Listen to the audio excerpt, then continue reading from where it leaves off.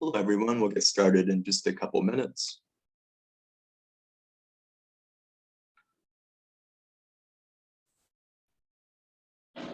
Okay.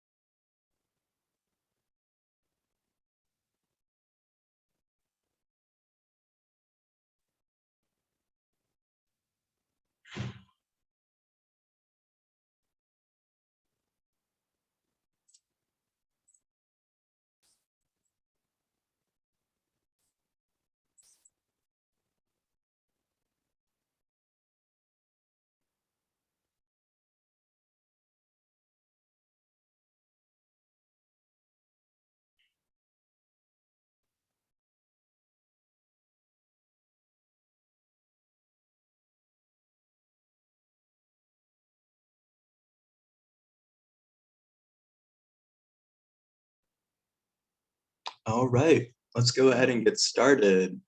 Welcome to our webinar, everyone. My name is Justin D'Souza. I'm a quantitative specialist here at Statistics Solutions. During today's webinar, we are going to cover some general tips to fast track your quantitative methodology. Some of the tips may apply to qualitative studies as well. If you have any questions, you can type those into the chat box. My colleague Brittany will be assisting with some questions during the webinar. If you have any questions pertaining to the services that we provide, and we will be sending everyone a copy of the webinar as well as a copy of the PowerPoint. So just let us know if you have any questions. Go ahead and dive in. So I'll start out by giving a brief overview of the services that our company provides. And then we'll discuss the different steps and different tips that you can use to fast track your methodology. And then we'll conclude with the summary. And we'll do a question and answer session at the very end. So our company, Statistics Solutions, provides assistance with every part of the dissertation journey. So no matter where you are, if you're doing a quantitative, qualitative, or mixed method study, we have specialists here at the company who can assist you. So we can help you frame your research questions, your design, identify a theoretical framework, help you identify a gap in the literature. And then we even go into data analysis, help you crunch your numbers, help you decide what is the best statistical tool to address your research questions.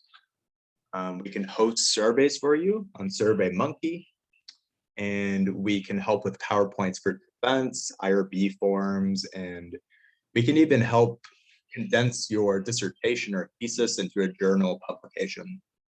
So if you have any questions about the services, you can give us a call here at 727-442-4290. So the first thing you want to do is you need to establish your goals for the dissertation. Are you trying to make a significant breakthrough in your topic or in your industry? Or are you trying to complete this process as efficiently as possible? Obviously, we would like both, the best of both worlds there. We want to create a dissertation that is useful, helps the bigger picture, and we get through as efficiently as possible. However, my best advice is to hold off on the really meaningful research that you want to do and hold that off for a journal after the dissertation. A lot of these universities and colleges, they want to keep you in the program as long as possible. They have no problem if it takes 10 years for a dissertation to go through. So try to pick a straightforward topic, something that only has a few variables of interest. Try to avoid complex statistical analyses. That way you can just fly through the process. And then afterwards, you can try and add some more complex examinations for a journal publication. So then you want to establish a time frame in which you want to complete each section of your paper. And this comes down to understanding how your committee works with reviews. Some colleges prefer to have the full proposal submitted at once. Sometimes it's a committee specific thing, sometimes it's a college specific thing. Some committees, they will want chapters 1, 2, and 3 submitted at once, whereas other committee members might want you to start with the methodology chapter and work backwards. I've seen it work both ways. I don't think it's a bad idea to start with the methodology because you can frame your research questions. You can frame your sample size. You can determine what is the minimum sample size and then kind of work backwards and fill in the gaps with the literature. It works both ways. I would say try to work on all 3 chapters at once because the cohesive unit, they kind of work together. So I would try to aim for all 3, but it really depends on your committee. Okay. The next thing I would suggest is obviously following your school's template. Many schools have a template and a checklist on their university website. This way you can see what is required in each section of the paper. I would also suggest looking for previously approved papers at your school. So a template and checklist may be enough, but I think what's even better is having an approved paper that your chair or maybe your methodologist has reviewed in the past. That way you can get an idea of the format that they like to see the paper in. You'd like to see the types of things that they have nitpicked in the past. Every chair, every methodologist is very different. After you have committee approval, many universities have an AQR or a URR, and this is kind of the higher up review. If you don't have URR approval, the paper is typically not going through. It's not going to get approved. So I would try to establish a relationship with this URR member as soon as possible. Some people save it until IRB approval or until it's been approved by your committee. And then you have no working relationship with this person. They're kind of thrown into the mix at the very end. You want to know, you want to understand how they review the paper. You want them to be familiar with your topic. That way it can expedite the review. You won't have to go through so many iterations of edits. I would suggest using screen share softwares, especially during the pandemic. The last couple of years, I'm sure everyone's used to using Zoom or maybe Google Meet. These are really useful, especially nowadays, for looking at the paper at the same time, especially if you're remote, you're not going to school in person. You can look at the feedback and you can look at the paper together with your committee and kind of understand what they're looking for over a screen share. I think that's much more useful than just doing a consult over the phone. Okay, when it comes to the methodology specifically, and we're talking quantitative, you want to aim for at least 3 variables of interest, I would say, and having 3 variables of interest allows you to craft 2 research questions. Many universities have a minimum requirement for how many variables and how many research questions you can have. I've seen some papers get by with just 1, but oftentimes it's not enough. You need to have at least 2 to 3 research questions, both exploring different things. The most common verb that we see used is testing for a relationship or testing for differences. And I provided some examples here. So try to frame it, try to put a variable table together where you can see, is this my independent variable? Is it my dependent variable? How is this variable being measured? Is it being measured through a survey? Is it being measured through archival data? What survey instrument are you using? What are the possibilities in the scores? Does it use a Likert scale? Does it range from 1 to 5 or 1 to 10? Those are the types of things you should narrow down as early as possible. You can also watch our previous webinar on YouTube, in which I discuss constructing quantitative research questions. As far as the data collection plan, something I see some students do is they try to use both a survey and archival data. So that means administering a self-report survey, but then at the same time going online through an archive and using excuse me, and using secondary data. So archival secondary data, I try to avoid that because then you're kind of comparing apples to oranges. It's very difficult to merge archival data with a survey. So I would try to pick one or the other. Either do a survey instrument or use archival data. Surveys usually involve identifying the sample and then asking the participants to complete a self-report questionnaire, whereas archival data already exists. Sometimes you need permission to use it. If you're using public data like census data, you don't necessarily need permission. Once your research questions are set in stone, you want to run a power analysis. A power analysis is what is used to identify the minimum sample size you need to target. So that's why it's sometimes good to start with the methodology. You know, you're going to frame your research questions, and once those are set in stone, you know exactly what sample size you need to target, and you can know if it's feasible or not. Say you propose to do an ANOVA and you figure out, oh, you're going to need 300 participants. That's probably not going to be possible. I've seen that a lot in the last couple of years, especially with the pandemic. Data collection has been a more strenuous process recently. So try to determine if it's even feasible to target this minimum sample size. If it's too large to obtain the sample size, then you might need to develop new research questions. Maybe look at it in a different way so that you need a lower amount of people. The alternative is that you interpret your results with a level of caution. If you don't obtain the minimum sample size, that's okay. You know, it does tend to happen a lot. It just reduces the power of your statistical findings. So you have to interpret with caution. Two companies I see people using a lot, even a third one I have, SurveyMonkey, Qualtrics, and Amazon mTurk.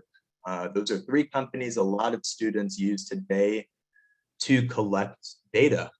So people are basically paid to take surveys if they meet a particular criteria. So you can be searching around the US for people who are in a certain income bracket, who work in a particular industry.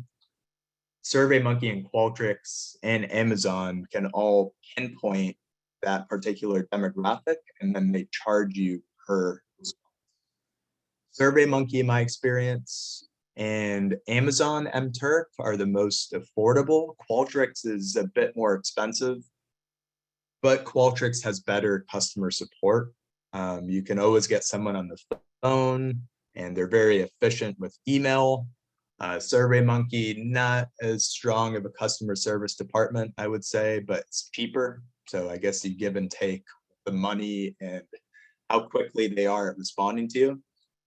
But yeah, definitely consider this. If you're having trouble collecting data, you can go ahead and pay for responses, and that's probably more efficient than doing it on your own. If you're using a self-report survey, I highly suggest using a survey that's already validated. You don't want to add months to the process by creating your own survey because you have to pilot test it. You might have to do a field test with a panel of experts, and then you have to prove that it's valid and reliable. There's a lot of extra steps when you're creating your own survey. So try to find one that is validated already. Then we kind of touched on this earlier about what do you want to identify in terms of your variables of interest and the survey itself. You want to know how many items are on the survey. Does it use a Likert scale? Does the survey measure an overall concept, or does it have subscales within it? An example like the multi-factor leadership questionnaire measures leadership preferences, and it measures transformational leadership, transactional leadership, and laissez-faire. So those are subscales, but if you're using something like the job satisfaction survey, the JSS, that just measures an overall scale for job satisfaction, and it doesn't have subscales. So you want to know, are you going to measure the subscales? If there are subscales, are you only going to use the scale? Lots of decisions to make over there. And then in the methodology, whenever you find a previously validated survey, you want to find reliability and validity support for that instrument. That will give you, it strengthens your paper if you find a previously validated survey that has reliability and validity. So these are the things to look for. You can aim for Cronbach alpha, which is reliability, that is above 0.7, and look for keywords like EFA or CFA to support validity. If using archival data, you can find information that supports the data that's been verified for accuracy. So how can you trust archival data, really, right? You did not enter the data in. The data was collected at a previous time. So you have to support that the data is accurate in some way. You have to prove that someone has double checked the data for accuracy. And that can be a challenging step sometimes. But many of the archives do list, the validation steps. Okay, and then there are some other websites to look for instruments like mids.org. If you search with a keyword, they can help you find a survey instrument. As far as the data analysis plan, what analyses are we going to run to address the research questions? What do we do once we are done with data collection on SurveyMonkey or Qualtrics? You want to identify the best software, or the software that your school has probably pinpointed for you to use. That can be SPSS, SAS, R, Stata. We have our own company website here at Intellectus that will crunch numbers for you. We've double checked it in SPSS. It will provide an APA write-up for you, and it will interpret the findings. So check that out, Intellectus Statistics. Then you want to discuss how you're going to handle missing data. Some participants might miss an item here or there in the middle. Some participants may fail to respond to the full survey. So you need to have a plan of action for what you're going to do in those cases. As far as replacing data, you can impute. There's a process called imputation that replaces missing values. You can also replace missing values with the average or the sum or the median. There are many methods to follow. If you create your own survey, you can avoid missing responses by making every survey item mandatory. Some IRBs are not completely on board with this, as they like to keep the confidential and voluntary nature of these surveys. So you may have to require a response, or you might have to leave it open-ended to where they don't respond. But I would definitely try to make every survey question mandatory, because then it avoids the headache of dealing with missing data. Once you have the final sample size, you can then use descriptive statistics to summarize your demographics and the variables of interest. Demographics, gender, ethnicity, race, education. You can use frequencies and percentages for things like that. And then continuous variables, things like age, BMI, height, weight. You can use mean, standard deviations, min, max, statistics like that. And then you need to go through each research question. Okay, what is the specific analysis you're going to use to address each research question? Identify what the independent and dependent variables are. What assumptions have to be verified before running the analysis? Whenever you run an inferential analysis, like a regression or a correlation or a t-test, each of those has assumptions, and it's making sure that the data is appropriate to run your analysis. So there are things like normality. I'm sure everybody has seen a bell-shaped curve before at some point.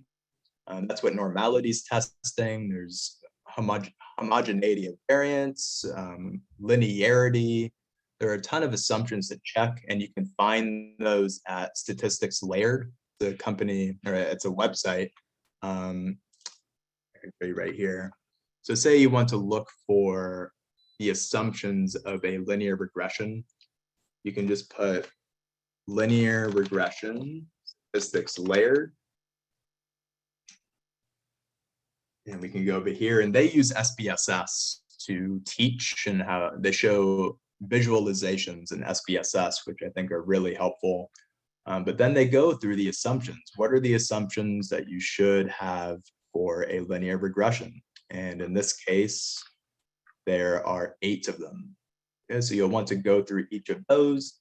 Different references will tell you different assumptions to check. So yeah, very useful website. And then once you've tested the assumptions, you want to discuss the process for interpreting your findings. You know, what signifies if something is statistically significant or not? Usually looking at a p-value. The p-value typically needs to be below 0.05 to establish significance.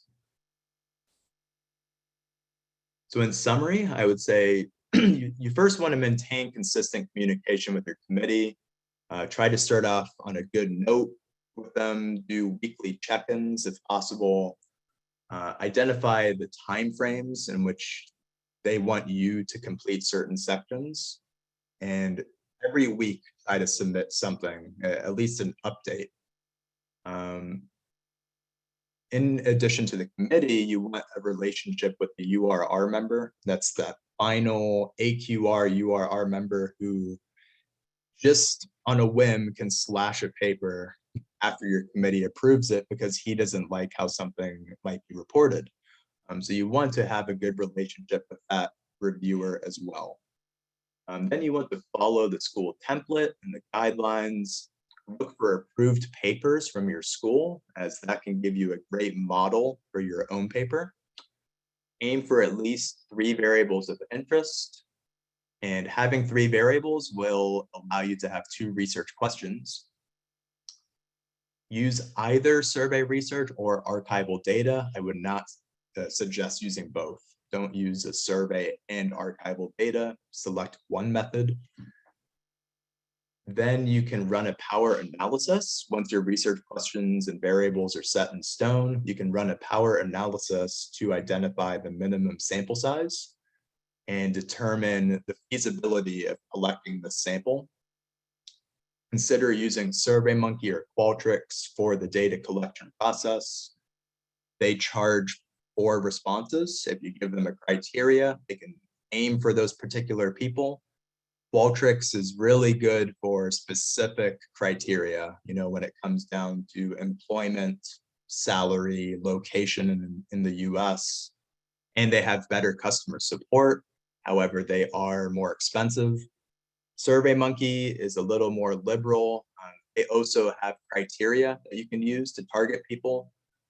They're a bit cheaper, but their customer support isn't as good. If using a self-report survey, identify the variables of interest, the scoring instructions, and reliability validity information.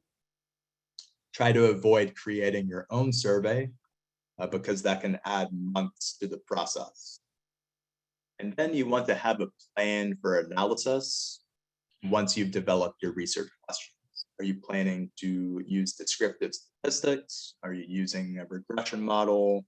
t-tests, ANOVAs, that sort of thing. So yeah, if you have any questions, you can email us at info@statisticsolutions.com to see what services we provide. You can have a free consultation at 727-442-4290. And just let us know if you've hit a roadblock and where you need assistance. I will now open up the session for questions if we have any. I think we do have a question from Deborah. She says, I had never heard of the pay for responses services through SurveyMonkey, Qualtrics, or Amazon. Can they get me more high schoolers who are under 18 years old? That's a great question. I actually don't know for sure if they have participants younger than 18. I feel like that would open up its own can of worms because you need consent and assent forms from the parents usually. So I'm going to go out on a limb and say probably not, at least through SurveyMonkey, but I don't think it would hurt to reach out to Qualtrics because Qualtrics does have a great support team, and they could let you know if they can target adolescents or 18 and younger.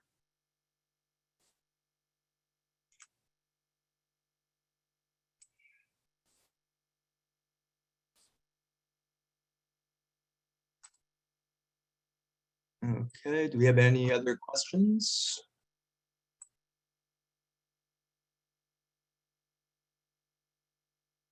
What is the average minimal amount of participants? In quantitative studies, there isn't really a distinct minimum. It's based on a power analysis. So it's 100% contingent on what analysis you're using. So say you're doing a t-test, you're comparing males to females, then there's a separate sample size requirement for this. Say we're doing a two-tailed test. For a simple t-test, a male to female comparison, you need 128 participants, ideally, which would be about 64 males and 64 females. But if you're doing different tests, an ANOVA, and instead you're not looking at male, female, but you're looking at race. And say for race, we have white, Black, Asian, Hispanic. So we have 4 different groups. This will increase the sample size. You can see it went from 128 up to 180. Okay, and this is for race. If we had 4 races that we're comparing, that would be 45 people in each group. So it fluctuates. There isn't a minimum. There's a minimum per analysis.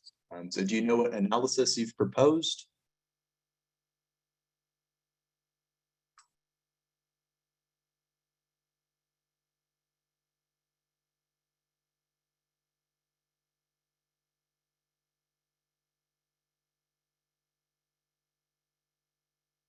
And I'll go ahead and open up our company website so you can see where to view webinars.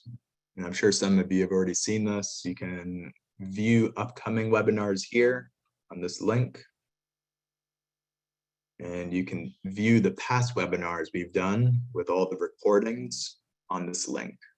And there are hundreds of them. Okay, so it looks like you're looking at the impact. This is a question we had, a follow-up on the average minimal amount of participants. We're looking at the impact of transformational leadership on employee performance. Transformational leadership is one variable on its own, and employee performance is a second variable. It really comes down to if you're doing a predictive study or if you're looking at just a correlation. If you're doing a predictive study, how does transformational leadership predict employee performance? Then you would do a linear regression. And if you go here in GPower, that would be one predictor right here. One predictor because transformational leadership is one factor. This yields a minimum of 55. Okay, if you're not looking at a predictive association, then you can do a correlation, which is right here. And this is a two-way relationship. We don't have an independent variable or a dependent variable. We just want to know, as transformational leadership fluctuates, what happens with employee performance, or vice versa. As employee performance fluctuates, what happens with leadership. That's when you do a correlation. And this sample size is slightly higher. It's 84. So regression needed 55, I believe, and a correlation needs 84. You just regression one. Yeah, so regression needs 55, correlation 84. But as I mentioned in the PowerPoint, just one research question might not be enough. I would definitely try it. As I said, you want to make it as efficient as possible. You don't want a ton of variables, but you might need a secondary research question, which would be a different analysis, and then you might need a different sample size.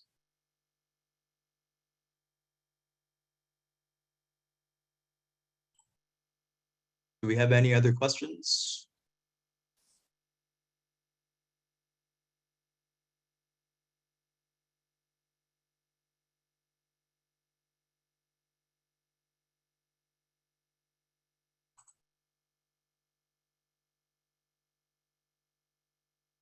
Any additional questions? I'll stay on for a few more minutes.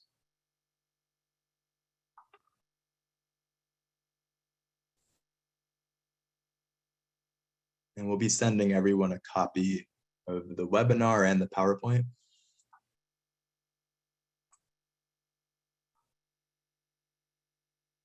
Okay, you can see what's on the horizon here. That we have a qualitative methodology webinar tomorrow.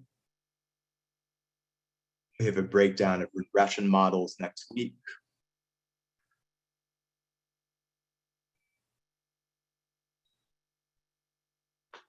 Is it better to do a linear regression or a correlation if you're trying to fast track? They're very similar statistically. Statistically, it's not going to make a difference. The only reason I would say linear regression is because it has a lower sample size requirement. If you only have one predictor, then you need 55 people. But as you see, if you add more predictors here, that number increases. I put 7 predictors, it goes up to 103. So if you only have one predictor, then a linear regression is probably the way to go versus a correlation, because a correlation requires more. But statistically, neither is really faster than the other. They're both pretty efficient analyses. And we have a question, do people usually write up sample size power analyses for everything in the method section? Yes, usually under the sampling or the population section in the methodology, that's where you want to put the power analysis. Some people put a screenshot of GPower in the methodology. Some people put a screenshot in the appendix. What if we have two predictors? The minimum is 68. So that is still lower than the 84 that you need for a correlation. 3 predictors, 77, 4. So if you have up to 3 predictors, you need less people than you need for a correlation. 3 people, you need 77.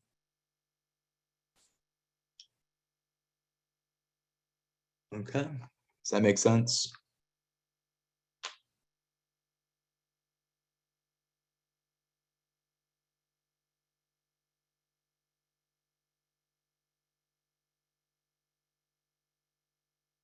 All right, do we have any other questions? Research questions, committee feedback, power analyses, what analysis should I run?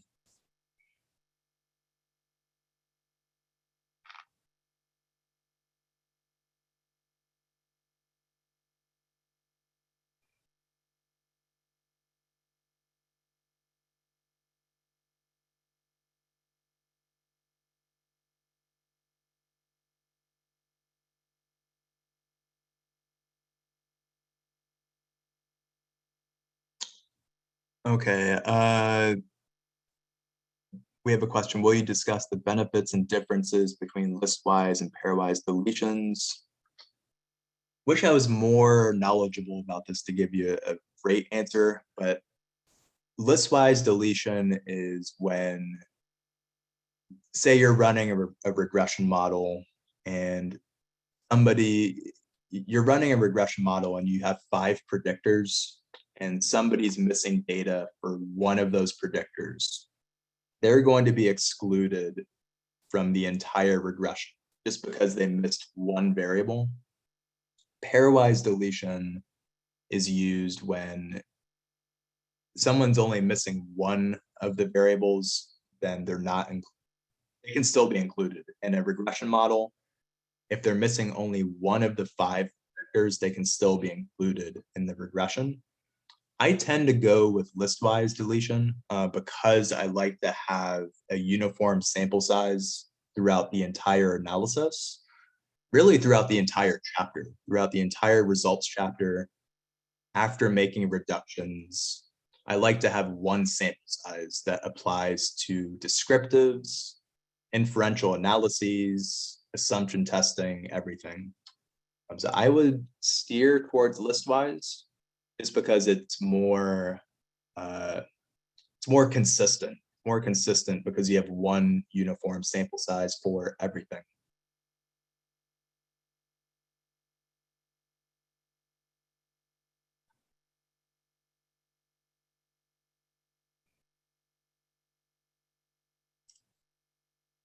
If we have some logs on this idea, listwise deletion.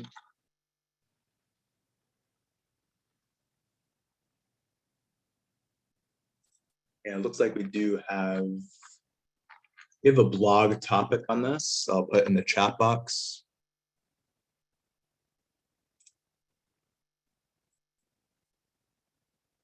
There we go.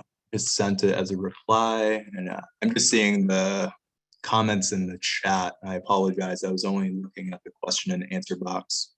Let me see if we had any other questions.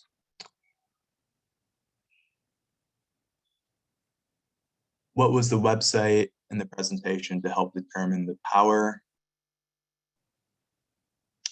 So it's called GPower. You just type GPower on Google. Here, it's the first link, the German website, and then if you scroll down slightly, you'll see a download section right here. It's completely free.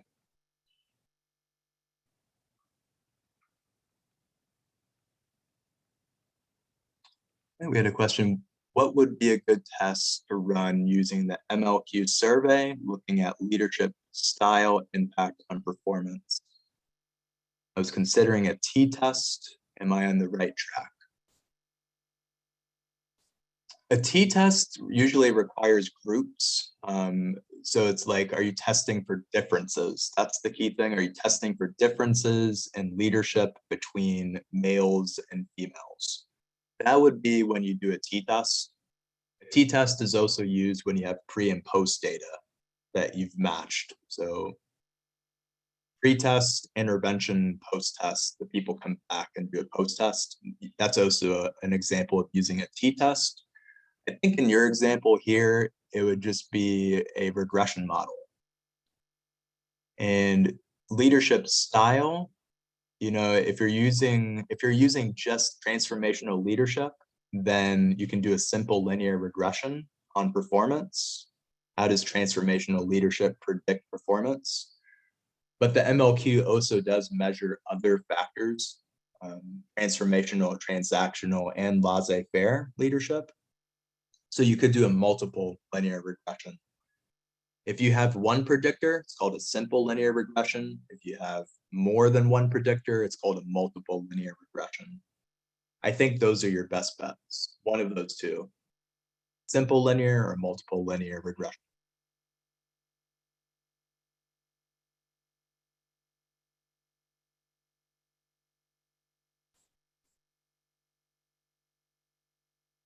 Okay. We have a comment from Deborah. One committee member told me to run an omnibus and COVA. which they said is a kind of weird thing to do, but has been done with the theoretical framework I'm using. I have Intellectus software already. Do you think this will be easy enough to run after I've sorted out what variables I should be putting and where in the settings? As long as you have it comes down to level of measurement. So let me open up Intellectus just to show you.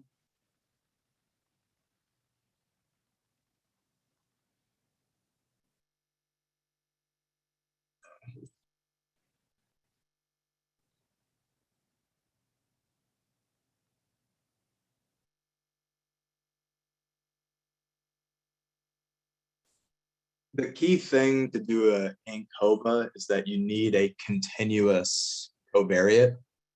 Okay, so when you come over here and you go into ANCOVA, your dependent variable needs to be numeric or continuous. Your independent variable also needs to be numeric. I'm almost positive, at least in SPSS, that the covariate should be continuous as well. But in Intellectus, it may not need to be. Let's see. Yes, let me see if race is not in there. No, race isn't. So you can have a categorical covariate as well. It still works. But an ANCOVA is basically looking at differences. Are there differences in a variable between groups while controlling for an additional factor? Okay, and it should work as long as the key thing is having a dependent that is continuous and having an independent variable that has groups. Okay, something like gender, race, education, the categorical factor.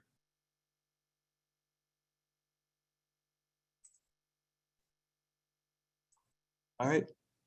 Do we have any other questions?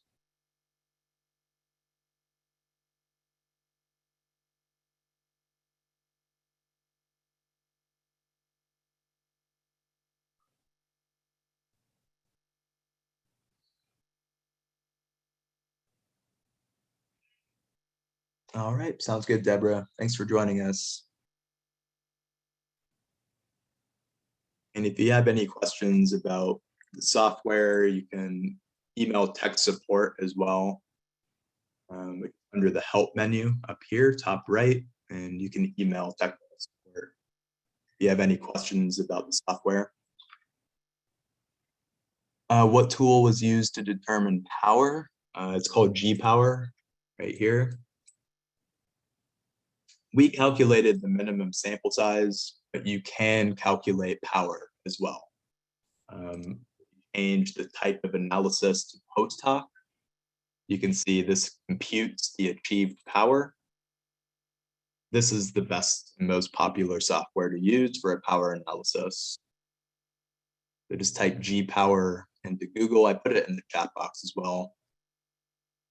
I'll put it again here just in case.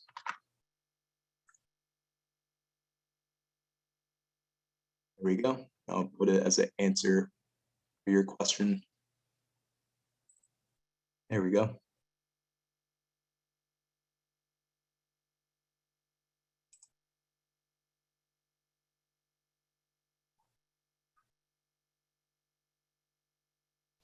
Do you have any other questions?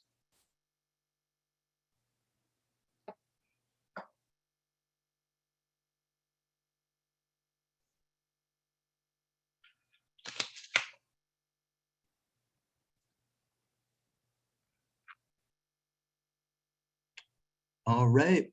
Well, come join us again. I think I saw webinars tomorrow as well, but it's a qualitative one. I'm assuming most of the people who joined today are probably doing quantitative studies, but my colleague Rachel, who's actually a doctor, she received her PhD. She will be doing a webinar about qualitative methodologies. And so there might be some overlap there, especially if you're doing a mixed method study. That might be something to check out. And then next week, I'll be doing a breakdown of regression models. So yeah, let us know if you have any questions. We'll be sending everyone a copy of the PowerPoint, and you can give us a call at 727-442-4290, or you can email us at info@statisticsolutions.com. Have a great day, everyone. Thank you for joining.